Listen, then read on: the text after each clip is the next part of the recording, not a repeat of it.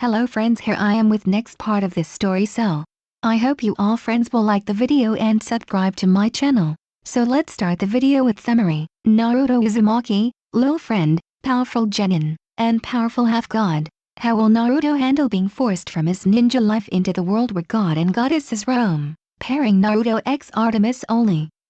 Naruto held up his hand and focused on the thought of fire. In response, it was involved in flames like a torch so he and Disma could see.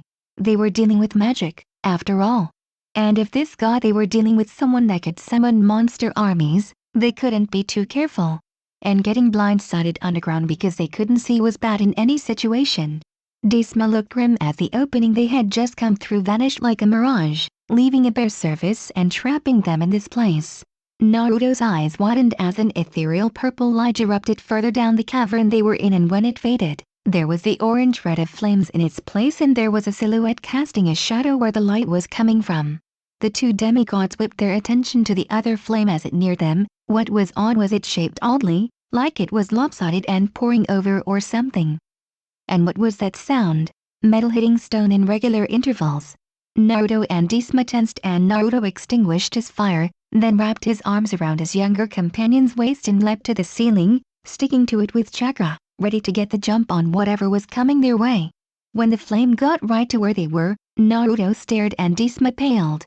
It was a girl, but one of the weirdest Naruto had ever seen. Her hair was flames, she had red eyes, her skin was pale white and her teeth were fangs, and that wasn't the weirdest part. Her left leg was brown and shaggy with a donkey's hoof. The right leg was shaped like a prosthetic human leg, but it was made of bronze. She looked around and then Naruto released his chakra flow, causing the duo to get the drop on the monster girl. Literally. They landed in a heap and the two half-bloods wrestled her until Naruto eventually got his celestial bronze hunting knife against her throat and she froze while Disma got to her feet, walked around to the front and notched an arrow and aimed it at the female monster. Okay. Who? Or what? Are you? Naruto asked. The monster girl held up her hands as if she were ordered to do so by the police. Easy, easy. I'm not here to fight. The name's Seraphon. I'm an Emposa, a servant of Hecate, the goddess of magic, she said. Naruto and Disma looked to one another and shrugged. A goddess serving demoness named Seraphon? Sure, why not? Not like that seemed any weirder than anything else that was happening here in Russellville. Seraphon looked over them and spoke, trying to sound casual, which wasn't easy. Monster or not, it was difficult to be calm when had weapons aimed at you. So you're the ones, and I take it you're that son of Hestia.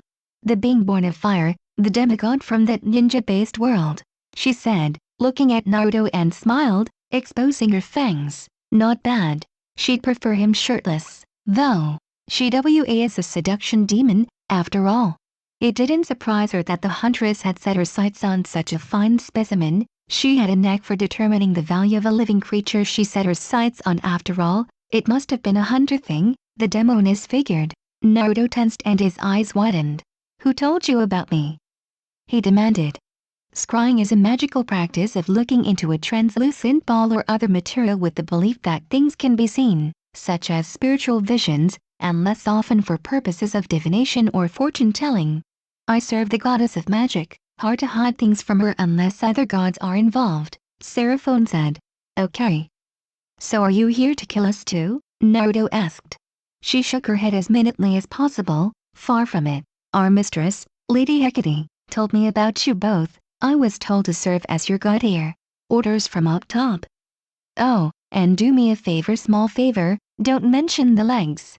Naruto grinned. Don't call me male goddess and your kind have all got a deal. The demoness laughed. Fair enough. He hated that nickname and Emposa hated when someone mentioned their mismatched legs. Mutual agreement to overlook what caused them both annoyance was something that was easy to agree on. Can't speak for the rest of my race, but I can agree to that. She said. So what do you mean, you were told to guard us? Disma asked. Don't you think it's a little bit funny that the demigod who currently owns this place wants you to leave, yet the mist prevents your ability to do so? Seraphon said. My mistress wants you two here to handle this situation, and I will not cross the Dark Lady. I'm swear on the river Styx that I'm here to help you and mean you no harm while you see to resolving the matters here. she said, and the crashing roar of thunder was suddenly heard. Take it that serious? Naruto said. Seriously, hearing thunder underground? He knew enough about weird things from back home to know that things like that didn't happen without reason.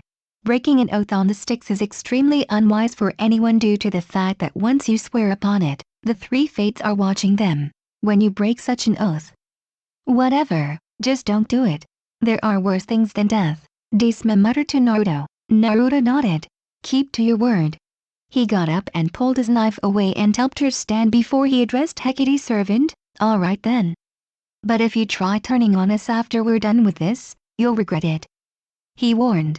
Seraphon nodded. Prior to her arrival in this underground city, she'd been warned by Hecate that this young man wasn't someone that you wanted as an enemy. Follow me, I can show you the correct path. Able to sense magic. Lot of traps here, Seraphon stated. Naruto and Disma shared a glance. Neither of them trusted the demon, but she was bound to her oath, and who knew what Hecate would do to her if she broke it. She turned around and led the pair down the halls, and they knew they were going lower and lower until they stopped and gawked at where they were. An underground cave. The ceiling of the entire place glowed with blue bioluminescent light. There was a white fog that clung to the ground and spread out in every direction. But what really caught the attention of the two demigods was the massive palace in the center of cavern. The palace itself looked like a very oversized mausoleum, was made completely from pure black obsidian. The palace's glimmering black towers reached the ceiling. Runes and glyphs in every language glowed in pale, almost sinister colors along the temple and the cavern, undoubtedly for some rather nasty arcane wards. Naruto stepped forward and motioned for Disma and Seraphon to stay back, then formed a quick clone. The duplicate grimaced, yet nodded and stepped forward towards the temple. What are you? Disma asked. If you want to test waters, toss something in and see how far it sinks, Naruto muttered. Seraphon nodded. Smart, testing the defenses with a copy. Never be reckless when it comes to magic. Trust me, serving Hecate teaches that very quickly. As the clone neared the temple, one of the runes glowed bright and shattered, releasing the energy that it contained, and everyone was blinded. Naruto jerked as he felt his clone die, and when their vision returned, they wish it hadn't seen what did it. Seraphon winced. Oh, that's bad. Standing before the temple was a 30-foot-tall scorpion, its pincers snapping and a tail raised. It scuttled and turned towards the three intruders. That thing? Oh, that's just a slap in the face. Disma moaned. Why you saying that? Naruto demanded. Trust me, there isn't a child of Apollo that doesn't know that scorpion, she said grimly. Naruto wondered about why that was for a split second, before the thing charged them like a flung his hands forward and flames shot from them, causing the scorpion to let out what sounded like a screech from its mandibles. Run! Naruto shouted, keeping the fire going.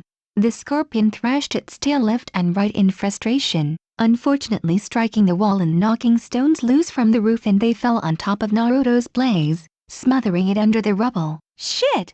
The scorpion crawled over the rocks and seemed to leer at them. Naruto's fist roared with flames and he thrust it forward. The column of fire sent at the insect made it seem to screech and backed away quickly to avoid the flames. The trio scattered and the giant arachnid went after Naruto first, as though it were compelled to for some reason, and caught his leg in one of its pincers. It was seemingly frothing at the mouth, as if eager to eat.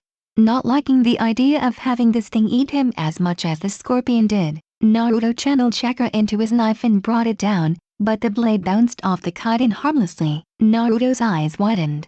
Even with wind chakra augmenting it, his weapon couldn't pierce the thing? The scorpion, clearly feeling that one good turn deserved another, since Naruto had tried to sting it, sent its own stinger rushing at him and got him full in the chest. Naruto looked at it. It was touching him and pressing into his chest, but he wasn't dead. The impact had been dull, like a push, but hadn't hurt him or even damaged his clothes. Naruto couldn't tell who was more stunned, himself, his allies, or the monster. He shook it off quickly and grinned. Thank you, Nemean Lion. He thought, glad for the vest and pants made of the indestructible lion pelt. Let go of him. Seraphon commanded the scorpion. Naruto didn't see what good telling it that would do if his blade or Disma's arrows wouldn't, but to Naruto's shock, the bug released his legs. He stared for a second, then leapt back and away. flooding chakra into his legs as he did so to add further distance. He twisted his body in midair and landed feet first on the wall. "How'd you do that?" he demanded. "Charm speak." It's a type of hypnotism or persuasion in which it allows the speaker to convince someone else to do or get whatever they want. Once it wears off, the person has no recollection of why they did what they were commanded to do, Seraphone said, then looked thoughtful before she leered at Naruto with a downright predatory smile. "Come to think of it, I wouldn't mind seeing you dancing in my palm, Fireboy," she told him. "Won't work, on account of this ring Artemis gave me, told me to think of it as an engagement present. As long as I'm wearing this ring, I'm great with the bow and arrow skills, can learn to speak to beings of nature, but not only that. As long as I'm wearing the ring, no other woman other than Artemis will ever get to me, if you know what I'm saying," Naruto said. "Is now the time for that kind of conversation?" Disma shouted, firing arrows that bounced harmlessly off the monster's chitin. "Damn it, my arrows can't pierce this thing." "Just be careful with those things. They're all pure Imperial Gold arrows. Definitely Apollo style, but if Imperial Gold is broken it would cause an explosion powerful enough to create a 30-foot deep crater in a mountain," Seraphone shouted. At that, Naruto's eyes widened. "Wait. Charm speak. Artemis's ring. Bow and arrow. Explosion. Fire. I've got an idea for how we can kill that thing, but you'll think I'm completely insane, better crazy than dead." Disma shouted as she kept shooting. "Disma, give me your bow and an arrow, Seraphone, charm speak this sucker and get the thing to stop moving and have its claws and tail out of the way. Also, I'll need its mandibles open as wide as possible." They stared at him, but they figured that what he had in mind was better than nothing. Reaching into his ninja tool pouch, Naruto produced an explosive tag as Disma tossed the pyromancer weapon and wrapped the tag around the middle of the arrow's shaft. "Scorpion, stand still for a few seconds, tail and claws out of the way, mandibles open as wide as possible," Seraphone said in the sweetest tone she could muster, and as the charm speak took hold of the monster's mind and compelled it to obey, Naruto fired. As the arrow flew, the sound of hissing issued from the weapon, and the attached tag slowly dissolving, even as it vanished into the scorpion's open jaws. A second later the explosive note went off, and apparently destroyed the golden arrow. Naruto's face scrunched up with concentration. "Gah!" Naruto screamed as he clutched his head in pain. A wrenching pull made him feel like his brain was being ripped from his skull through his nasal cavity. And if that wasn't enough, his nose started leaking blood, while his head was pounding like mad. Spots danced before his eyes and he felt himself falling to the ground and laid unconscious. For the benefit of those that have never been rendered unconscious, it is a very strange sensation to say the least. Before you even open your eyes, the first thing that comes back to you is the ability to hear. Where before it would be some kind of droning white noise, the noise begins to clear and become more and more coherent and less echoey until it is fully restored. From that point your sense of feeling comes back and you try to move. It is only at that point, when you try and fail due to the recent rebooting of your motor skills, that you become aware that your eyes are fully open and that the reason you could not see was because you were readjusting to the light. This is the fate that met one Naruto Uzumaki upon his reawakening. He groaned while clutching his head almost as if he was experiencing a hangover, and dimly felt someone grab his arms and help him into a sitting position against the wall. Yeesh. I've seen plenty of demigods, but you, son of Hestia, could easily be the craziest, most impetuous of them all. I mean, pyrokinesis. You used your ability to control fire you got from your mother to keep the explosion suppressed inside the scorpion's body when the arrow blew up. Not bad, but you're right, you are insane. That's what I said. How is it you're up so fast, much less not dead? Disma asked. My head. Naruto moaned as they set him against the wall of the cave. How long was I out?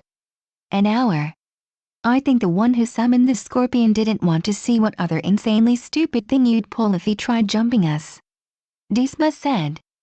Naruto groaned as he stood up and noticed what the scorpion had left behind. The spoil was a piece of its armored shell with ancient Greek, like a tablet. Your arrow was what did that thing in, so you can have this. Mind if I read it first? Naruto asked, picking up the object from the golden powder of monster essence. Hey, I don't mind, but If that says what I think it does, don't freak about it, okay? She said, looking nervous. Gods of Olympus, please don't let it be that story. She thought. Naruto raised an eyebrow as he wondered why his companion had requested that, then turned to the tablet. Orion was the most handsome man in the world, a mighty hunter, an untiring dancer, a hearty eater. Many women loved him, and so did the men, because of his generous nature and caring heart. Orion loved the women as if he were their brother, and with the men he formed his most intimate and physically satisfying attachments. Even the gods and goddesses took notice of him, and enjoyed his company. But his favored fortune led to his early death and legendary destiny. Such is the fate of heroes. One day while he was hunting in the forest, he came upon a beautiful young woman who was also hunting, with a pack of the finest hounds he had ever seen. Both packs picked up the scent and they hunted together. When the deer was caught and killed, Orion saw that his companion was no mere girl, but the virgin goddess Artemis herself. He averted his eyes from her in respect. Artemis and Orion passed the summer together. By day they hunted and sported, challenging each other to foot races, archery, and storytelling. In the evenings around the fire they bared their souls and told each other about their lives, their lost loves, their secrets. Orion spoke of the men he had loved and hoped to love again. Artemis spoke of the nymphs who attended her, their love affairs, and her attachments to the goddesses and women of her cities. They became, in short, fast friends. One night, when Artemis and Orion sat at their fire telling stories, they shared an embrace. The next day, Apollo, the brother of Artemis, was walking through the forest. He smelled a low burning campfire, and found the glade where Orion and Artemis lay still asleep. He saw and appreciated the beautiful Orion, but grew angry when he saw that Artemis lay with him. He assumed that Artemis also appreciated Orion in the masculine manner he himself did, and had compromised her virginity, her separateness from the sexuality of men. But he concealed his anger, put on a mask of friendliness, and whistled a bright tune until the two friends awoke. Seeing who was making the noise, they invited him to breakfast. Later in the morning, Artemis attended to her priestesses elsewhere, and left her brother and friend to amuse themselves together. Apollo is very beautiful. He is the sun. He is a god selected to sit among the 12 Olympians. He is vain, yet kind. Wise, yet full of fun. Orion was immediately captivated by him, and naturally so. Apollo's heart was also caught by Orion's friendly company and gentle yet thoroughly masculine manner. Apollo took as his lovers many women and goddesses, and also men and gods.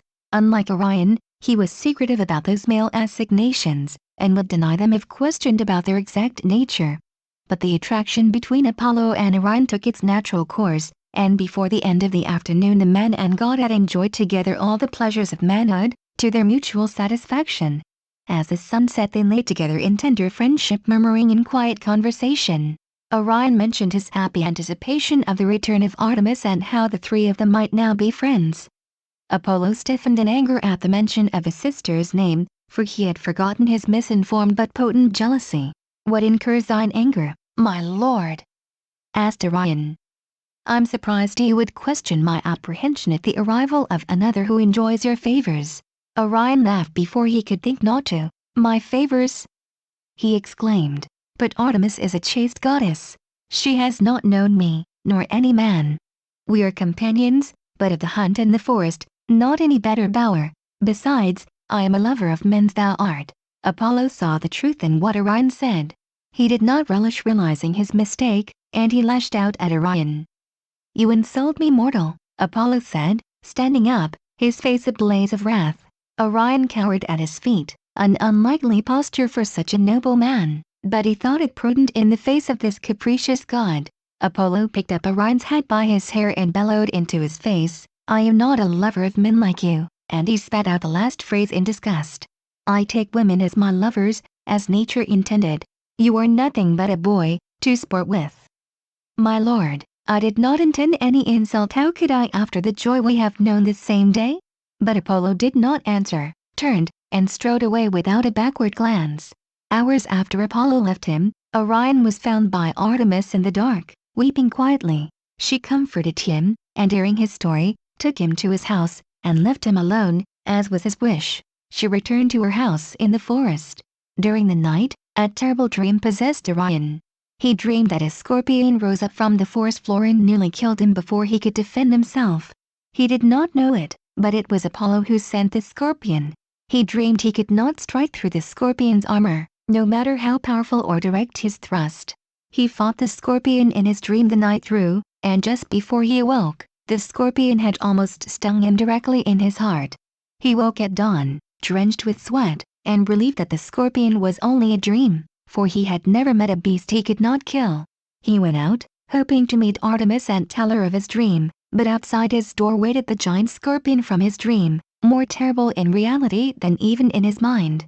He fought it valiantly, with arrows and his sword, but as in the dream, he could not pierce its armor. The scorpion backed him to the sea, and Orion plunged in, hoping he could swim away from it. Meanwhile, Apollo visited his sister.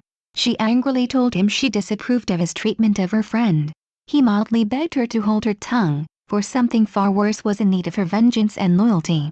He said an evil man, Kendeon, had the night previous attacked and raped Opos, one of her Hyperborean priestesses, and was right now swimming to a distant island, hoping to escape the wrath of Artemis. No one escapes the vengeance of Artemis when one of her own has been ravaged. Without even pausing to first comfort Opos, she grabbed her quiver and sped down to the sea. Apollo followed her, and pointed out the speck in the distance that was Orion's head, still putting distance between himself and the scorpion. "There he is," Apollo said, standing behind her so his face could not betray his treachery. Artemis loosed her arrow with unerring aim and slew her friend. When he saw his plan had succeeded, Apollo ran away. Artemis went back to the forest and found Opos, who supposedly had been raped. Opos was unharmed, and knew nothing of an attack. When Artemis saw the girl was well, she soon deduced the truth. She retrieved Orion's body, but even Asclepius could not revive him, though he applied drops of the Gorgon's blood to the lifeless lips of Artemis's true friend. Orion's spirit had already descended to Asphodel Fields. Artemis placed Orion's body among the stars as a tribute to the friendship they once shared, a reminder to all mortals that men and women enjoy friendships of every variety and degree. The scorpion she killed, and set it also in the sky, behind Orion, as a warning to everyone under heaven of the treachery of those who are false to their lovers and false to themselves. Naruto's amber eyes widened and he went a little green in the face at what he had just read. His mind going back to what Disma had told him about her mom. He didn't hold the way Apollo was against him as far as romantic interests went, but Naruto had a personal reason why he didn't like this news. Great!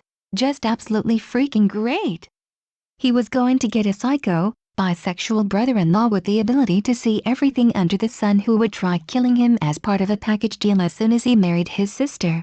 Well, no wonder Disma told him not to freak out when he read this and why she told him Apollo's kids knew the scorpion. Seraphon laughed, obviously seeing his expression. The demon could see he understood what he had just found out. Disma looked miserable.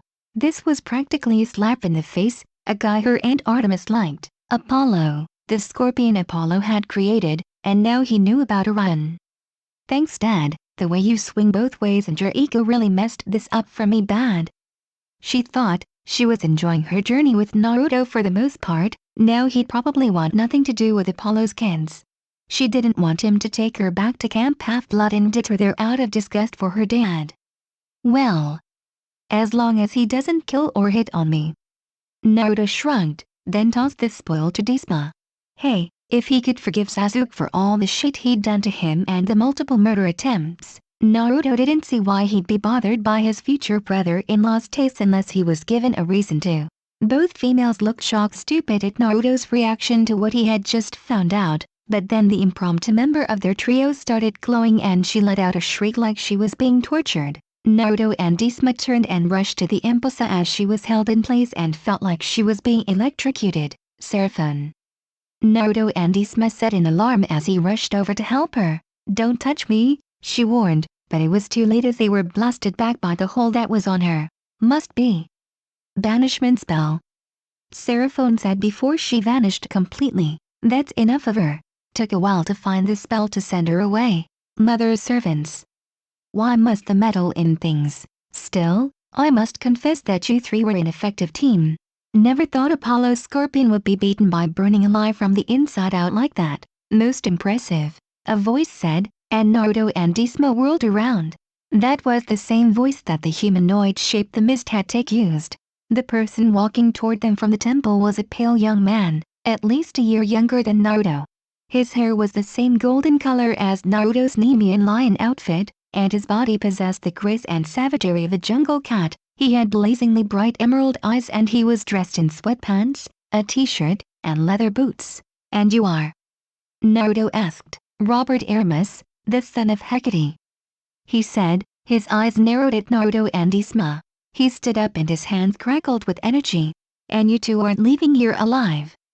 Naruto growled and his hands ignited in fireballs and Disma readied another arrow. "We'll see about that, Houdini," Naruto growled. Robert scowled as he threw up a barrier around himself as a stream of flames the size of a steam engine rushed at him. Damn pyro abilities. He hadn't been merely sitting back while the monsters he summoned were defeated. He'd been analyzing. This Naruto was primarily a close-range melee fighter, but used his fire abilities for distance battles. Very problematic. Curse the son of Hestia. Naruto rushed forward, keeping his flames going as he went. Then as he got close, Robert vanished and reappeared a few feet away. Growling, Naruto channeled both wind chakra and fire through his knife until the blade was enveloped in a concentrated stream of flame like that of a handheld blowtorch and lengthened it so that made the knife's business and the length of a Greek Sifo sword from Camp Half-Blood. Scowling, he sent a crescent wave of heat off his extended blade but the magical demigod threw up a bubble of energy to shield himself. But when Naruto's attack struck it, the two cancelled one another out in a blast of heat and energy that popped Robert's shield and threw them both back. Robert panted. How in the name of the primordials that predated every mortal, god and titan did this guy have so much energy? With all the fighting he did before getting here, the blonde should be running on fumes. But he looked still as fresh and ready to go as ever. And Robert couldn't keep this up forever. Flames were easy to deflect with magic, but deflecting actual heat required greater effort and energy. Users of magic had an innate power that allowed them to use their energy, directed by thoughts, though most people believed it was directed by words, to manipulate the nature of the world. Casting a spell with magic cost as much energy as would be lost to do the task by mundane means. Problem was, to learn magic required training of intellect and spirit, and as a result of mastering the magic, most users of the art of spell casting don't train their body. Seemed unnecessary when one could alter the nature of the world around them to suit your wants with a thought, word or gesture. He had to end this fast, or Naruto would outlast him. Naruto's eyes widened as the air on either side of him shimmered and two slabs of rock formed on either side of him and zoomed at him. But Naruto flooded chakra into his legs and leaped up as the rock slabs crashed into one another, sending up a shower of debris, the stone chips turning into swords and launched themselves at Naruto. Just as Naruto was going to prepare substitution, a series of golden arrows knocked the blades out of the air and as he landed, Naruto flashed Disma a grateful smile before whipping to where Robert was, sending a wave of flames from his mouth, adding wind chakra to it to make the already massive fireball cover wider range. Robert raised his arms again and the whole temple started to glow and pulse with power as if it were a giant heart. As it did, a wall of water rose in front of the son of the magic goddess, and the underground chamber filled with steam as Naruto's flame struck it. Robert snarled, waving a hand and a section of the vapor became an iron staff that glowed with a faint, dark purple light. Seeing the faint bronze glow from Naruto's knife and the golden one from Disma's bow and arrows, he smirked. Whereas weapons made from celestial bronze and imperial gold only caused monsters to disintegrate into dust and could not harm mortals, Stygian iron absorbed monsters' essence, causing them to either not being able to reform ever again or take a longer time to reform, and it can also harm mortals. Still, he hated close-range fights and relying on anything that had to be swung over your head and used to crack skulls like some crude barbarian. He shoved that aside and prepared to strike, and as he got close, an explosion of dry air blasted through the chamber, dispelling the steam. And the center of the blast had been Naruto. Oh come on! Hestia's kid had pyrokinesis and aerokinesis? What was up with that? His mom doesn't even have the elemental ability to create control and manipulate the air and wind, only fire. How did he have that power?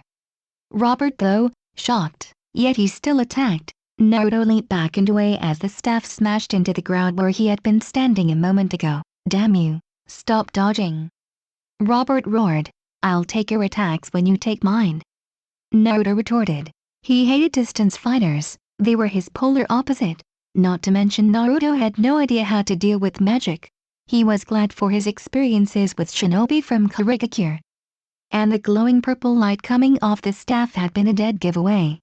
Made keeping tabs on his opponent much easier, even if the guy was as stealthy as a herd of elephants wearing steel drums tied to their feet. Robert glared at that comment. Who said that in a fight? Still, he supposed that given the way he kept teleporting when Naruto got close enough to actually hate him, he deserved having that thrown at him. Naruto growled as Robert levitated and bolts of green energy shot from the end of the son of the magic goddess's staff and struck him in the chest, sending him skidding backwards. He hated lightning. He had enough of that dealing with Sasuke. He felt that one even though the Nemean lion outfit. You can't beat me. No matter how powerful a demigod you are. Zeus, Poseidon and Hades gave my mother power in all three major realms, the sky, sea, and the underworld. I'm never out of my element. Robert shouted, raising his staff and slamming the end on the ground, and an army of skeletons erupted from the ground and surrounded Naruto and Hestia. Hestia was having no luck at all with the skeleton warriors. Her arrows just whistled straight through their empty skulls and the spaces between their bones. Naruto's attack had more luck as he formed a Rasengan and slammed it into the Sparta soldiers, sending them flying and shattering to pieces. At least that's what he thought before they started to reform, the bones pulling themselves together as if they were magnetized. Crap. What? THTH, that shouldn't be possible. Only Sabiri's dragon teeth can produce self-rebuilding skeleton warriors. That's because it's my power that's restoring them, Robert said triumphantly. At that, Naruto glared. This didn't add up. No way this guy had this much power to spare. And that great temple. It was giving off so much power that he could feel it. Every time Robert made to cast a spell, it reacted. Wait a second! No way! It couldn't be that, could it? Those three Ryudoin brothers and their Mokujin Suchitsu? Naruto had his knife change back into a ring, then raised his hand, focusing on the fox's chakra within him and concentrated it in one arm, and flung his hand forward in a punch, extending the energy toward Robert. A glowing fist slammed into him, and the sorcerer flew backward with such force, he cracked a column, which tumbled down on top of him. For a heartbeat, the only sound was the trickle of dust and debris. Then out of the rubble came a deep howl of laughter. Robert rose from the ruins, tossing aside a huge chunk of stone. Nice! He roared, completely ineffective, but nice! Then he noticed what had happened to the temple and seemed panicked, turning his back on Naruto and Hestia, leaving them to the Spartans as he set about using his magic to repair the column. Bingo! Naruto thought, then grabbed Hestia under one arm. What are you? She shouted before she yelped as Naruto leaped up onto the wall, sticking to it with chakra, then kicked off it and landing a flying drop kick to Robert just as he finished his repair job, and the three went tumbling into the temple, Naruto and Hestia recovering first. You coward, attacking from behind like that. Robert sputtered furiously. Naruto glared at that. Oh hell no! You were the one who turned your back on us in the middle of a fight and expect us NOT to take an opportunity like that. Besides, if the pillar falling on you didn't hurt you, why are you complaining about a kick? So you picked up on that I've got the curse of Achilles. Named after Achilles, the ancient Greek hero, who was famous for his invulnerability. When one bathes in the river Styx, they will be granted the power to remain uninjured by any means. And in the middle of a battle too. Are you sure you're not one of Ares or Athena's kids? Robert said with surprise and begrudging respect in his tone. He glared at Naruto. I got it because my body was too weak otherwise. Would have died as an infant. Anyone who bears the curse of Achilles is nearly invulnerable, except in one weak point. They also get highly increased strength, speed, agility, reflexes, endurance, and fighting skills, also linking to their abilities, making it less tiresome to use immense powers. However, in addition to gaining invulnerability, someone with the curse of Achilles also gains extreme physical powers, heightened strength and reflexes, and a body that almost automatically fights. However, this places an enormous amount of stress on the body, requiring a warrior under the curse to be careful not to overexert himself, which happens more quickly than before. This means someone under the curse will tire fighting quicker than someone who isn't. Meaning that if a person with the curse of Achilles is attacked by a large enough army, they can be overwhelmed or become too exhausted to fight. Also, a person under the curse will have certain emotions or behaviors enhanced, normally having to do with their fatal flaw. One major weakness is that while you are immune to injury, you can still be killed by other means, as your body is still mortal. Well, damn. Naruto scowled, but Disma noticed that his eyes were glinting, not unlike the way the kids back at Cabin 11. The cabin that housed the children of Hermes at Camp Half-Blood. Did when they were going to prank someone. Hope this guy doesn't know any vampirization spells that'll leech the energy out of whatever it hits. Then, that'd be bad in the situation. Robert smirked. That's so? And a cannonball-sized orb of energy formed on the top end of his Stygian iron staff, and it launched towards Naruto, whom Robert saw as the much more immediate threat. Naruto met the magic user's eyes and dodged, pulling Disma out of the way with him, and too late, Robert realized what had happened. Naruto had tricked him into disrupting the magic energy of his temple. The ball of energy exploded within the center of Robert's temple and it started going haywire, like an out-of-control electrical generator as the whole place shook. You fools!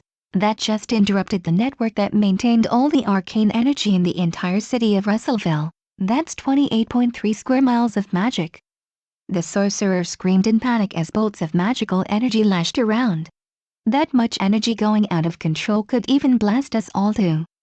AAGH! Robert screamed as one of the bolts struck him. Cursing, Naruto grabbed Robert and hauled both him and Disma out of the ruined structure. The bolts of unstable magic had vaporized the skeletons.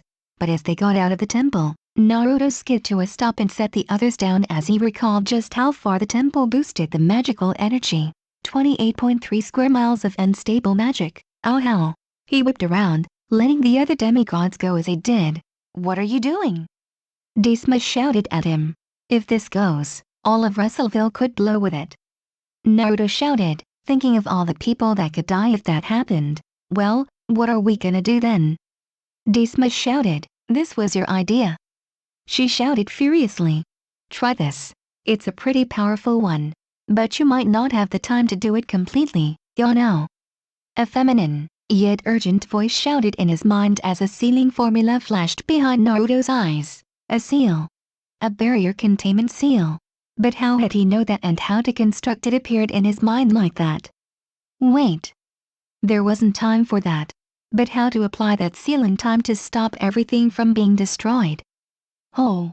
Naruto slammed his hands down onto the ground and at his mental urging, a stream of fire sprung up from where his hands touched the ground and zoomed towards the center of Robert's temple, and once it got there and erupted into a bonfire before spreading out in a spiderweb of ruins that spread out from the center and quickly spread out to try covering the whole area of the temple. But it wasn't fast enough. Come on. Come on. Come on! Naruto thought desperately, mentally praying to those Olympian gods he'd learned of back at Camp Half-Blood for help. More time. Anything that would keep the haywire temple explosion from destroying everything and everyone in Russellville. The flames responded to his urgings and formed the seal faster, but as it wasn't quick enough, and Robert's temple exploded. Fortunately, the seal was completed enough so that the explosion itself was sealed, but the kinetic energy of the shockwave still sent the trio of demigods onto their backs and tumbling like sacks of abused produce, with enough force to knock them all unconscious. The ground crumbled inwards and all three of them fell. The first thing Naruto noted as his eyes opened was the wind whistling in his ears. When he and the other two demigods awoke, he was shocked. They were tumbling down an open-air shaft. Disma wailed in terror. Neither of them had the power to fly, and Robert seemed to have something wrong with him, because he didn't teleport away. They kept falling for so long that they wondered if they were ever going to stop. Something about the surroundings changed. The air grew hotter and damper, as if they were plummeting into the throat of a massive dragon. The darkness took on a gray-red tinge. Naruto realized he could see Disma and Robert as they all fell. The whistling in his ears turned to more of a roar. The air became intolerably hot, permeated with the smell of rotten eggs. Suddenly, the chute they'd been falling through opened into a vast cavern. Maybe half a mile below them was the bottom. For a moment he was too stunned to think properly. The entire island of Manhattan could have fit inside this cavern and she couldn't even see its full extent. Red clouds hung in the air like vaporized blood. The landscape, at least what she could see of it, was rocky black plains, punctuated by jagged mountains and fiery chasms. To Naruto's left, the ground dropped off in a series of cliffs, like colossal steps leading deeper into the abyss. The stench of sulfur made it hard to concentrate, but he focused on the ground directly below them and saw a ribbon of glittering black liquid, a river. And they were heading right for it. The impact didn't kill him, but the cold nearly did. Freezing water shocked the air out of his lungs and he fought down a cry of sheer agony as he was submerged. It made him recall thinking back to his time at Camp Half-Blood's Lake, when he thought that since he was practically made of fire and his connection to fire was extremely deep, of course water would hurt him. He hated being right about that. His limbs turned rigid, and he lost his grip on Desma and Robert. Naruto began to sink.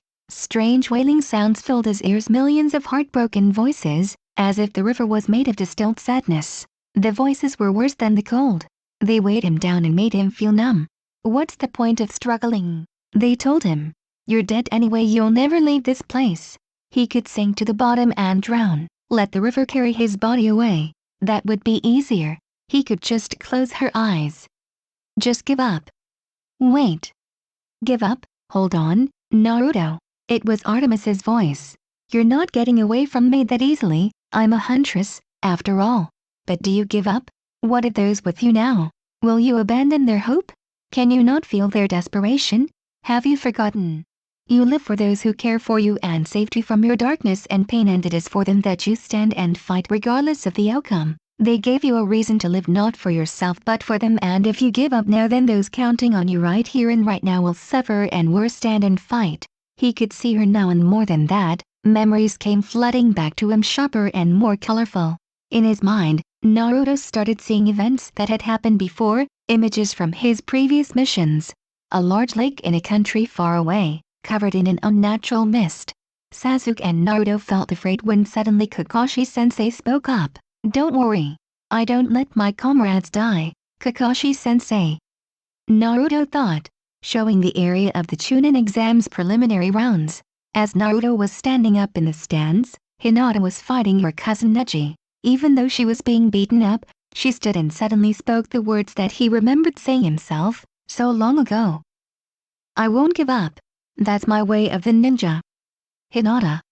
Again, showing the area of the preliminaries, Lee standing up, even though he had already passed out. Fuzzy brows. Naruto was sitting in a field full of flowers that was in the country of the wave. He could see a person standing in front of him, talking with a small smile on his face. If Naruto had not known it was a boy, he would mistake him for a girl all over again. He was listening intensely as a girly-looking boy spoke. "Do you have something you want to protect?" When a person has something they want to protect, regardless whether it's a dream, a person or a place, that's when they become truly strong. He could see Artemis now in the form of a young girl in her early teens with long auburn hair that was kept up behind her in a high ponytail, and her eyes were as silvery yellow as the moon. Strapped to her back was a silver bow and a quiver filled to the brim with arrows.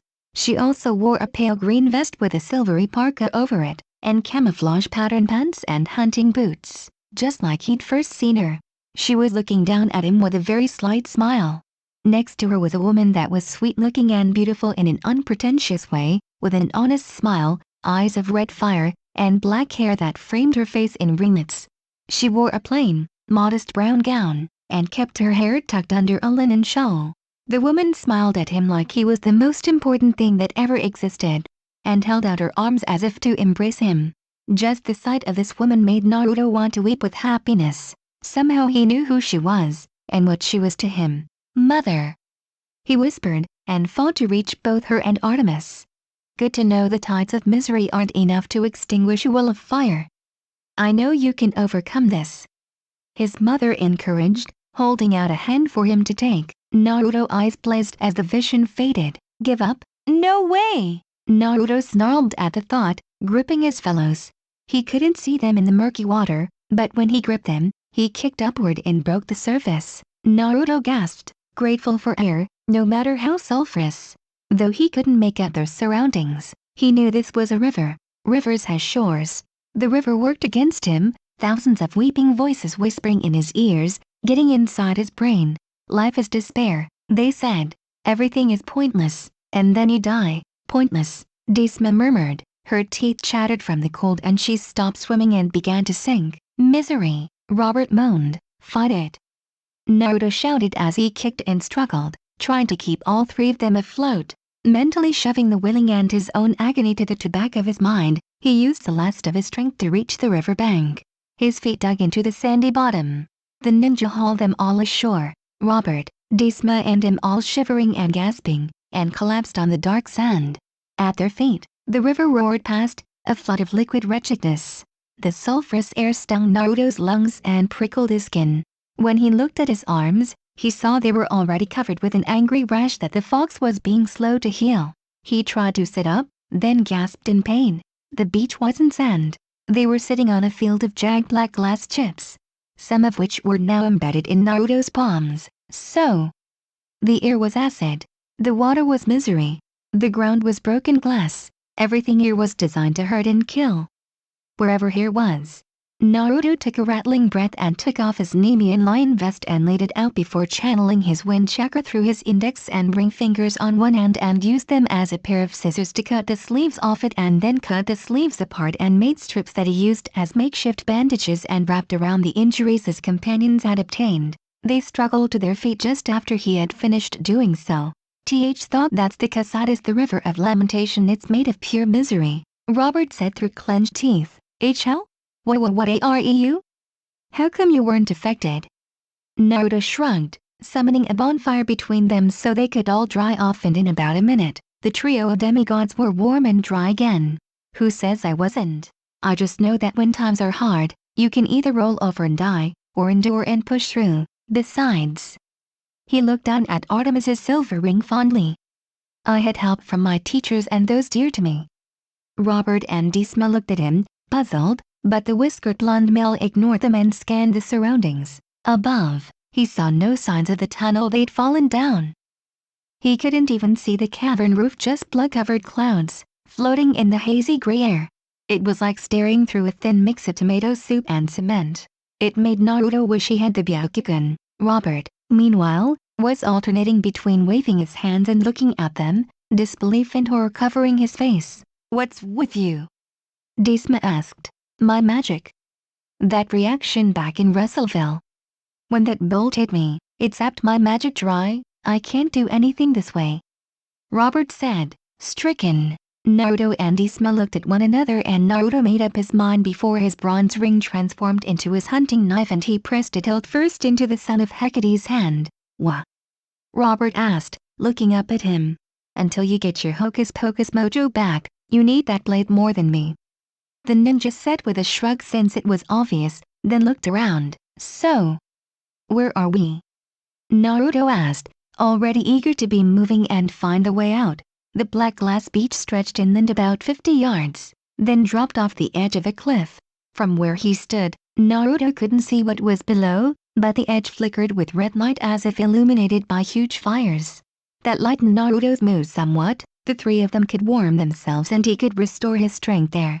Like the note from his mother had told him, if he ever needed help, fire would come to his beck and call as well as empower, heal, and protect him. Desma was still shivering. Despite the hot, sticky glass cuts on her hands were still bleeding, which was unusual for her. As a child of Apollo, god of medicine, normally, she healed fast. Her breathing got more and more labored. What was worse was that she'd lost her bow, and most of her arrows in the fall into the Casadas. "This place is killing us," she said. "I mean, it's literally going to kill us, unless..." She gazed inland toward the cliff, illuminated by flames from below. "Unless what?" Naruto prompted. "You've got a plan?" "It's a plan," Desma murmured. "I don't know about how much it'll work, but we need to find the river of fire. If we drink from it, we should be able to survive here if this is where I think it is." Naruto smirked. "Easy enough." He concentrated and a stream of liquid flames shot from where he could sense the fire below the cliffs. As he cupped his hands together, and in his palms ignited a flame that blazed for a few seconds, before it faded away to show a trio of water canteens that he unscrewed, and the liquid flames of the entered them and handed one to each of his fellow demigods.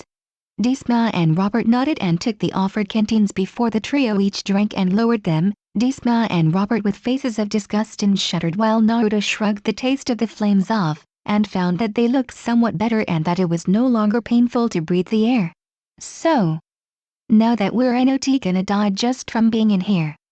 Where is this place? Naruto asked. Disma and Robert shared a look, then grimly answered in unison, as though even naming this place was the last thing they wanted to ever do. Tartarus.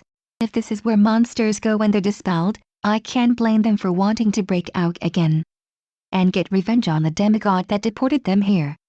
Such were the thoughts on one Naruto Uzumaki as he and his two companions made their way along the side of the Phlegethon.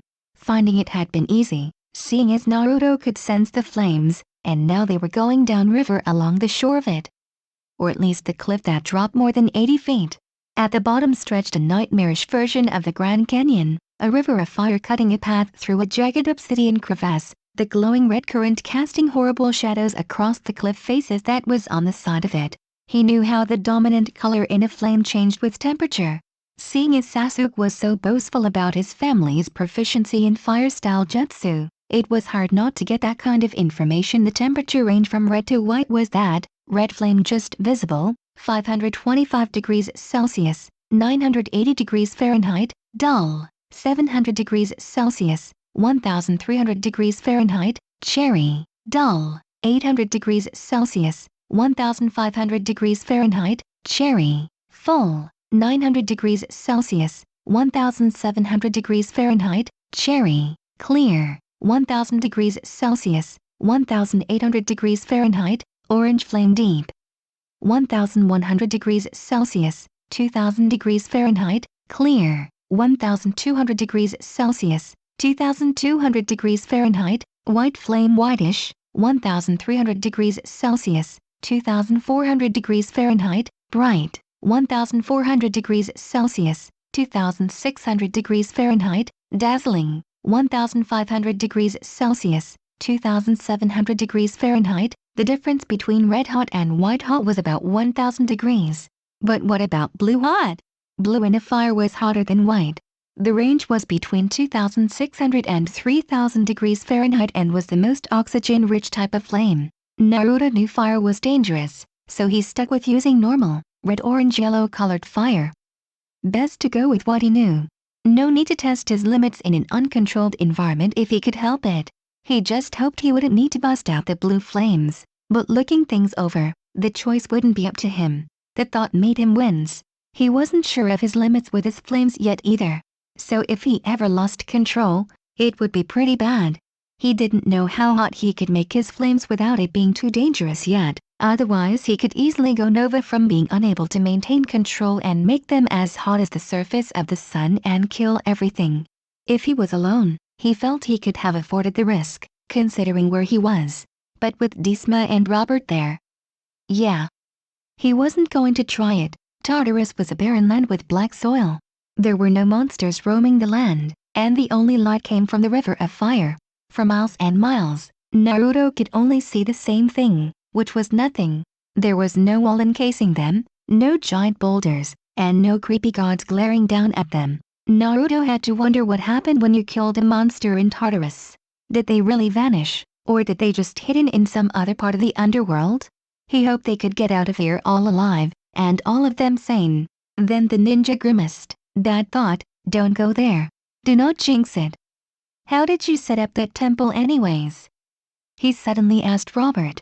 The son of Hecate looked at him like he'd lost his mind. Something else to think about. Naruto said with a shrug upon seeing the look he was being given, causing Robert to grunt in agreement. Something other than where they were to think about. That was mandatory solely due to fact, conjuration magic. After that, I had the skeletons I used against to build it after I summoned the materials. Cheap labor. He said. Naruto nodded. So why'd you do that? Change everyone into animals and nymphs, I mean? Robert shook his head, twirling Naruto's bronze hunting knives he'd been lent. That's easy. I was sick of it all. Humans are always saying how civilized they are, yet kill one another for the slightest reasons, and calling one another beasts for it. Stupid thing is, animals know it's better to know how to fight, but not constantly do so. It's idiotic, hypocritical and self-lionizing. So I decided to change things. Make them into creatures that actually understand coexistence and not doing things unless they're actually necessary. Naruto nodded at that as the three of them followed the river Phlegethon, stumbling over the glassy black terrain, jumping crevices, and keeping an eye out for monsters that would doubtlessly devour demigods with a gusto, which wasn't easy through the dark hazy air. The heat from the river baked their skin. Every breath was like inhaling sulfur-scented fiberglass. When they needed a drink, the best they could do was sip some refreshing liquid fire since Naruto couldn't risk conjuring meals with his own flames in case the smell alerted the monsters here. Time was impossible to judge as they trudged along, following the river as it cut through the harsh landscape. When the trio stopped, it was because they found themselves at the edge of another massive cliff. The river Phlegethon spilled over the side in jagged tiers of fiery waterfalls. Naruto felt his heart crept into his throat. Even if they reached the bottom of the cliff alive, they didn't have much to look forward to. The landscape below them was a bleak, ash-gray plain bristling with black trees, like insect hair. The ground was pocked with blisters. Every once in a while, a bubble would swell and burst, discouraging a monster like a larva from an egg. Out of how grossed out all three of them were, Robert looked the most sick at seeing that. To think I sped up that. He shuddered, muttering that he'd swear off monster summoning. All the newly formed monsters were crawling and hobbling in the same direction toward a bank of black fog that swallowed the horizon like a storm front. The Phlegethon flowed in the same direction until about halfway across the plain, where it met another river of black water, maybe the Casatus. The two floods combined in a steaming, boiling cataract and flowed on as one toward the black fog. The longer Naruto looked into that storm of darkness, the less he wanted to go there. It could be hiding anything, an ocean, a bottomless pit, an army of monsters. But if the monsters were going in that direction, it was their chance to get home. After all, monsters had to escape into the mortal world from this place somehow, right? He peered over the edge of the cliff. Sheer drop. And he kept glancing up nervously as above them, dark winged shapes spiraled in and out of the blood-red clouds. It was clear where the demigods needed to go, though none of the trio liked it. Like all the maggot monsters crawling over the plains of Tartarus, they should head toward the dark horizon. Naruto was just brimming with enthusiasm for that. First thing was first, had to get down this cliff first. Thanks the gods he was capable of using chakra. He picked up Desma bridal style out of necessity, then crouched down in front of Robert. Get on. Quantum defiable action? He asked. You have a trick up your sleeve that most would call magic because they can't explain it? Naruto nodded, and felt Robert get on his back and wrap his arms around his neck. This is only out of necessity and is never going to be spoken of. Gods forbid that this get into the hands of someone that would blow this out of proportion. The spellcaster said. Hey, what happens in Tartarus, stays in Tartarus, Desma said. Sheesh, while she knew why he was doing this, to get them down, this would be so much less awkward for her if demigods weren't all interrelated on the Olympian side. Naruto made the others yelp as he walked forward and seemingly off the edge of the cliff before planting his soles on the side of the cliff face and started to walk down it as easily as a horizontal surface. As he started down the cliff with his fellow demigods clinging to him for dear life, Naruto concentrated on the challenges at hand, keeping his footing, avoiding rock slides that would alert the monsters below to their presence, and of course making sure he, Desma and Robert didn't plummet to their deaths. From the view he had as he went down, Naruto gazed across the ashen plains. After what felt like a billion years later, Naruto reached the bottom. He set his comrades down, and he felt his legs give out under him and he sat down. Damn, the fact that chakra was combination of molded together physical and mental energy, sometimes using it for that long climb down had left him exhausted. To top matters off, he didn't like what he had seen on the way to the lower level. Ahead of them now stretched miles of wasteland, bubbling with monstrous larvae and big insect hair trees. To the right, the Phlegethon split into branches that etched the plain, widening into a delta of smoke and fire. To the north, along the main route of the river, the ground was riddled with cave entrances. Here and there, spires of rock jutted up like exclamation points. Under Naruto's hand, the soil felt alarmingly warm and smooth. He tried to grab a handful, then realized that under a thin layer of dirt and debris, the ground was a single vast membrane-like skin. Naruto started to feel like something was watching them. Something vast and malevolent. He couldn't zero in on it, because the presence was all around them. Watching was the wrong word too. That implied eyes, and this thing was simply aware of them. The ridges above them now looked less like steps and more like rows of massive teeth. The spires of rock looked like broken ribs. And if the ground was skin? Naruto forced those thoughts aside. This place was just freaking him out. That was all. He hoped that was all. And the demigods had worse problems because the group of 3 was going to be completely exposed. Crossing this plain, about 100 yards ahead of them, a blister burst on the ground. A monster clawed its way out, a glistening talcine with slick fur, a seal-like body, and stunted human limbs. It managed to crawl a few yards before something shot out of the nearest cave, so fast that Naruto could only register a dark green reptilian head.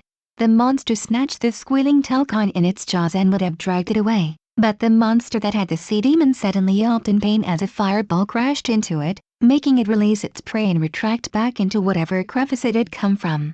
The talcine looked to where the blast of fire had come from and its eyes widened and its jaw dropped before it bolted to its flippers, fangs bared and webbed, claws raised, ready to fight. But as it did so, it winced and gripped its sides, hissing in pain. "Disma, we have any gauze wrappings?" Naruto asked. The girl nodded. "I do, but why would?" She stopped and turned to Naruto, stunned. "Oh, no way. You cannot be that crazy. You want me to?" "Look, I fail to see why we can't be civil. This one hurt, and outnumbered as it is, so they can't pull anything. As long as the seal thing doesn't give us a reason to be hostile to them, we won't be. You can't defend without first being attacked, so what happens next all depends on if we're given a reason to call them an enemy." The sea demon stared at him, eyes huge with shock. Obviously, monsters and demigods had never come to that sort of an understanding before. Then it winced as it felt bandages wrap around its wounds. Looking at the aquatic being, the demigods raised eyebrows when it spoke. "Fine, I'll agree to that. My name's Smith, as means skilled worker.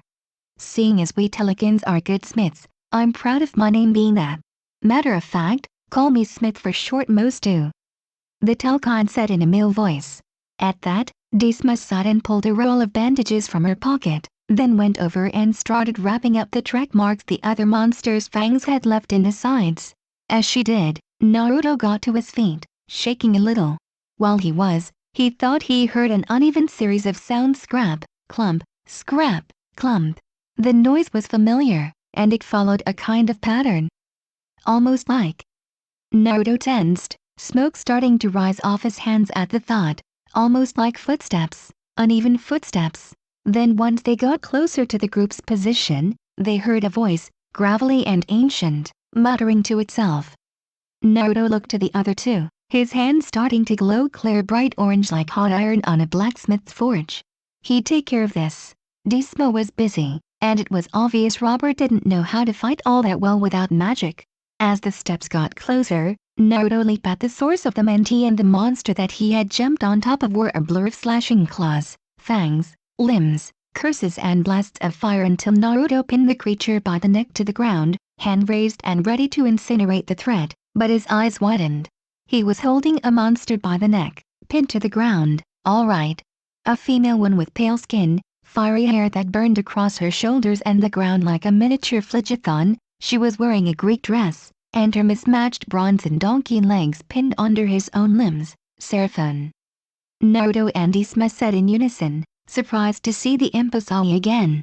Naruto extinguished his flames and got off her, helping her stand, all the while apologizing furiously. "Oh geez. I'm sorry. Didn't know it was you, or I wouldn't have."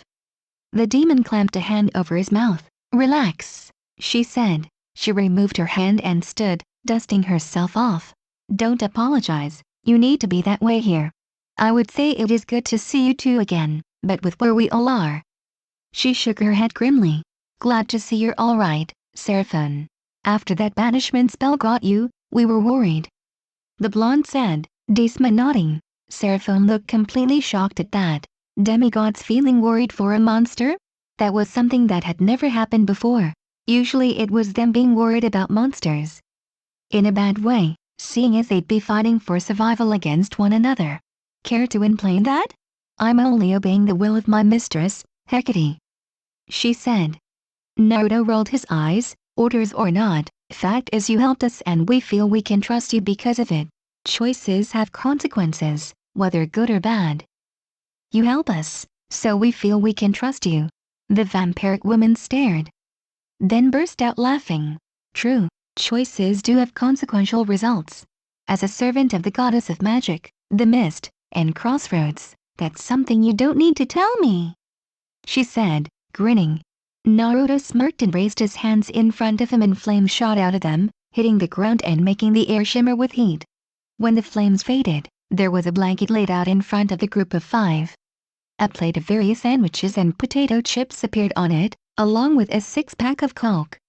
Sure, it was risky, but there weren't any places to hide in the completely exposed plain anyways, and it wouldn't do to have him of his friends starving and so weak from hunger that if they ran across any less than reasonable monsters, they were too weak to fight back.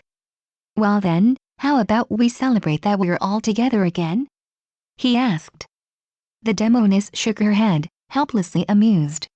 Naruto truly was an odd one even by demigod standards. 3 demigods, a Telecane and an Empasali all together and having a picnic in Tartarus?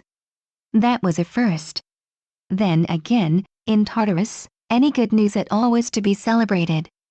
As the now group of 5 sat down, Naruto looked embarrassed. Would give a proper sit-down meal with a table and all, but with where we are, Naruto said, trailing off sheepishly. Keep it so that it's eat on the go.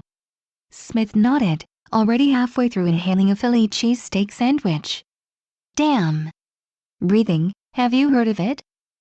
Robert smirked at the sea demon. Got any more? I admit I have a bit of a, well, addiction seems the only word strong enough. To Philly cheesesteaks. The dog seal hybrid said, somewhat embarrassed once he finished his sandwich. Son of Hestia.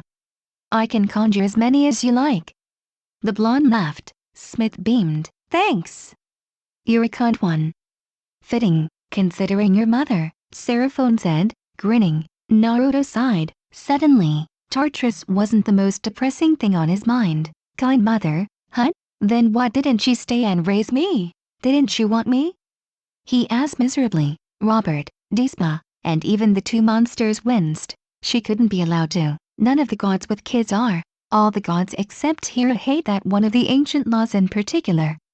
Especially your mother. No matter how much the gods want to stick around and be there for their kids, they can't. Interfering doesn't work, otherwise things get worse. The fates make sure of that. Hardest part of being a god is having to let their demigod children walk their own path and watch them from far away. Hestia's been utterly against that law since it was first made, Seraphone said, shaking her head. Naruto gulped. He was starting to learn that for a demigod, they were forced to accept that this crazy messed up world of gods and monsters was their reality, which pretty much sucked. Monsters tried to kill you all the time. People not able to see them would think you were just insane, and if you learned your parent was a god or goddess, you'd want to know why they didn't use their powers to protect you, or at least stick around. And then there were the feelings of abandonment and how it left a person bitter. Then if they learned they were related to beings that felt the constant need to be admired, looked up to, held in awe and admiration, even if they were wrong and felt that their children were to be seen and not even visited. He shuddered before recalling a few lines of the letter his mom had left him. After your birth and by law of my family I was not allowed to see you. I would like you to know that I love you, and you are the most important thing in the world to me. When we meet I understand if you will want nothing to do with me, so I wanted you to know that I love you, Naruto. I love you with everything I am, and would burn this world if it meant that I could be with you as your mother like I should have been. He growled. He completely understood his mother's feelings on a law that made being there for your family illegal, and whoever Hera was, if she approved of that kind of law, he could honestly say he didn't like her all that much for it. I understand why Mom hates that law so much, he said grimly. Smith grunted at that, and Olympus has plenty of enemies too, most of them due to the times of the Romans, bunch of egotistical psychos that they were, but still. The kind of bitterness something like that would leave demigod kids with, very easy to manipulate. Naruto, Robert, and Isma all cringed. Whoever got the idea of doing that would have it so that ancient law about how the Olympians weren't allowed to be there for their children would have a gift-wrapped army handed to them on a silver platter. And if Smith was honest about these Olympian gods had a lot of enemies. Yeah, that was even worse than he tried thinking about. What's a rumen? Naruto asked, feeling stupid. As he suspected, he got the whole "are you stupid" look from the other two demigods, but Smith grunted. Not surprised he didn't want to learn about those Turkish immigrants that ran to Italy after the Trojan War. Rome was full of nuts. For example, they once had an emperor declare war on Poseidon, then have his troops stab the ocean. That's all kinds of crazy, Smith said. Naruto imagined it, a lunatic ordering armed soldiers to stand in the ocean and try stabbing water to death to kill an unkillable immortal, screaming in the name of Rome, "Die water, die!" While all they were doing was splashing around in the surf. For how effective that was, he couldn't help but shake his head. Ridiculous! The word Roman must have translated to crazy idiot if they did things like that. At least that was Naruto's thoughts on the matter. But to be fair, he didn't even know what a Roman was. And according to Seraphon when they'd met earlier, this wasn't even his own dimension or reality. He wondered about that still. Why was he sent here? He didn't get it. If it was to know his mother, he would have agreed to that in a heartbeat, but that outdated law made it so they couldn't be together as a family. So what else was he here for? His arranged marriage? Possibly, but she seemed too spirited to accept simply becoming someone's bride, after all. And from what he'd heard at his claiming, she was the goddess of virginity of all things, so he failed to see how marrying and having a family with someone that was supposed to epitomize the state of a person who had never engaged in intercourse would work. So why was he even sent here in this dimension? He didn't get it. Standing, he walked over to stand next to the Phlegethon and stared at the flames as if looking for answers. Picking up one of the glass-like obsidian chips off the ground and tossing it, making it skip across the flaming river halfway before sinking and, to his surprise, he heard an almost metallic pinging sound over the sound of the roar of flames where the chip sunk. He tried again. Same thing. Naruto narrowed his eyes. Something was under the river's flames? Okay, that didn't seem possible. But then again, the word impossible meant little to a demigod. It meant even less to Naruto. Looking at the river, a crazy idea struck him. He wondered. Guys, he said, getting his four companions to look at him oddly, gonna do something crazy, don't freak out. The blonde told them. After the warning, he dove into the Phlegethon. As soon as he opened his eyes after touching the bottom of the river, the strangest thought occurred to Naruto. He was breathing. He was surrounded by the flames, and was breathing normally, as if it were normal air. Weird. Not that Naruto was going to complain that he wasn't burning up alive. He could feel the heat of the fire.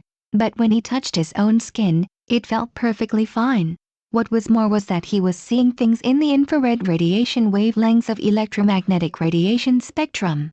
The colors making him dizzy as he felt he was trapped in a giant blot of 60s paint and had to squint and shake his head to focus. Weird. Now, what was it that had gotten his attention? Looking around with his eyes as slits wasn't easy, but he spotted what he was looking for. Picking up the pieces, he tossed them out of the river and then followed. As he pulled himself out onto the riverbank, being sure to use fire to melt the glass chips into a smooth-over surface to spare his hand, the blonde son of Hestia noticed the aquatic magician Smith was already looking over the discovered armor. As he got out of the Phlegethon, he took a minute for his eyes to readjust to the dim light after the insane level of bright color his infrared vision had left him with, and once he had, he got a good look at his discovery, a black, tight-fitting armor with dark red short sleeves, a red cloth collar, a pleated black metal girdle attached to a red cloth, and the insignia on the cuirass displayed the symbol of a red diamond in the middle of the chest. There was also a set of folded metal greaves that could be attached to protect the front of the leg, while still providing a range of mobility, stretching from the ankle to the knee. Along with all that, there were vambraces made of the same metal that were attached to black soft leather bracers. The style of the armor looks like what was used by the Praetorian Guard from Imperial Rome, Smith said, looking it over critically. Black part is Stygian iron. Metals attached to the leather to make wearing comfortable as well as functional. Lightweight too, not bad. Naruto, however, looked at the armor in a different way. Why had it been there at the bottom of a river of flames? How had it survived that anyways when it should have melted? It was like it had been waiting for him. Interesting way to think of things. A male voice said suddenly. Naruto and the others cried out and backed away as a geyser of fire suddenly shot up from the river, and as they watched, it took on the shape of a man's upper body at the top of it. "Greetings," the being said. "No way. The primordial of the river Phlegethon? What are you doing awake? You primordials are supposed to barely be concussed right now." Smith yelped. "Well, I had a reason to awaken," Phlegethon said, then turned to Naruto. "Son of Hestia, I would ask a favor of you." The entity of fire said. "Fire away, what's this favor?" the blonde asked. "Very funny," Phlegethon said, clearly amused at the wording. Before the primordial sighed wistfully. Clearly this topic was one he didn't like. "You see, the primordial goddess Styx and I are in love with one another, but she was inadvertently consumed by my flames and sent to the underworld. Hades allows her river to flow through his realm. As much as we both wish our rivers to run together and can never be distinct again, we cannot." He sighed, then looked at Naruto pleadingly. "If you can you at least take some of my flame waters to Styx?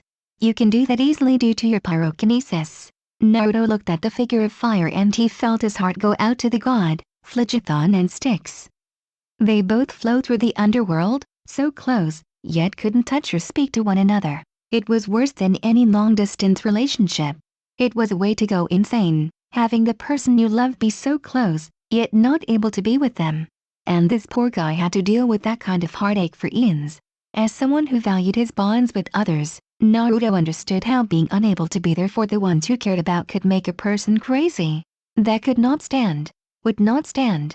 "Sure, you have my word that no matter how long it takes me, I'll get some of your flames to her," he said with a slight smile. The man of flames flared brighter and whooped before beaming at the ninja joyously. "Thank you. One thing my beloved knows about you is that you don't need to invoke or roll as an oath keeper to know that you'll see through to the end once you've given your word. The fact that you wasted 3 years of your life chasing down someone that wanted to follow the advice of the one he hated most in the world for butchering his family like pigs at slaughter and murder the person he had the strongest bond with in cold blood, all for the sake of enhancing his ocular abilities with the intention of rescuing them when they don't want to be saved. And all because you gave your word to someone who cared for him that you'd bring them back to them. Wait a second. How do you know about?" Naruto said, wide-eyed with shock. Phlegethon shrugged, still smiling like a loon. "Been around since the dawn of existence itself, hard not to hear things. The point is, you have integrity and I know you'll follow through on your promise." Naruto took out the canteen he'd conjured with his flames and stuck it in the river of fire. Once it was full to the brim, he capped it and slung it around his shoulder and saluted the entity of the river of fire. "Thank you again. Keep the armor as payment," the primordial said with a laugh. Then he frowned at something thoughtfully, saying, "The ring of yours. There's a woman with a similar aura to the one your ring has. But not exactly down here," he said. "Been here a while too, and she's a gentle one. Someone that shouldn't be here at all, but here I dumped her in here like a sack of garbage back in the ancient days of Greece. Been tormented by Otis, Ephialtes, and Python since she got here." Disma gasped at the last name, but looking at her, Naruto realized that something was wrong with his cousin. She looked pale and sickly, and she had suddenly started to shake as if she had hypothermia. Where is this woman? What's her name?" Disma demanded, suddenly looking fanatically desperate. "Deeper in the pits. All I can tell you about her location, seeing as it's in one of the places my river doesn't go. As for her name," the fire deity said, "Leto." At that, Disma seemed to lose her nerve as something in her shattered. She held like a wounded animal and collapsed, starting to sob uncontrollably, pulling at her hair, clawing at herself, so lost in her utter despair that she'd taken complete leave of her senses. Mother of the twins, Artemis and Apollo. Zeus married Hera while Leto was pregnant. While the pregnancy started before the marriage, Hera was still jealous and spiteful towards Leto. For the duration of Leto's pregnancy, Hera created problems. She cursed Leto not to find a solid ground or island on Earth to give birth to her children. Leto frantically went from place to place, but found no welcome anywhere, since everyone feared incurring the wrath of Hera and the goddess would commit genocide against them in retaliation for their kindness. On top of that, Hera sent the great serpent dragon Python devour her, thereby killing Leto and her unborn children. Finally, the unanswered, desolate, rocky island of Delos, which had nothing to lose, accepted her. The other goddesses gathered there to help Leto during the labor. Hera managed to detain Eileithyia, who, at the time was the only goddess of childbirth, but Iris eventually succeeded in bringing her to the island. After that, the twins were born. This wasn't the end of Leto's woes, however. She and her children were constantly harassed by creatures sent by Hera. Some say that's why Artemis became a huntress, slay the monsters that tormented her and her family in retribution. Robert shook his head. According to some, Leto faded away to nothingness, but Tartarus.